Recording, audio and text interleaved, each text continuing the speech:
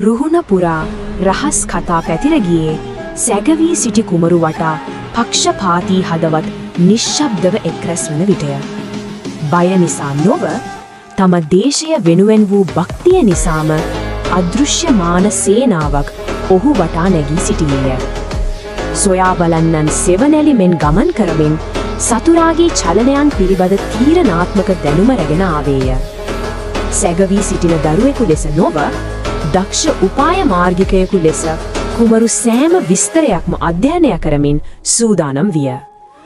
දුක් වේදනා වැඩිවන විට ගම්වැසියන් කුමරු වටා රැස් වී නැගී සිටින ලෙසට ඔහුගෙන් අයද සිටියහා. හාමුදුරුවන්ගේ ආශිර්වාදයත් සමග ඔහුගේ අරමුණ ප්‍රබලත්වයපත් වූ අතර අභිමානවත් හැඟීමක් ඔහුගේ රට එලාරගෙන් බේරා ගැනීම සඳහා ඇතිවුණි.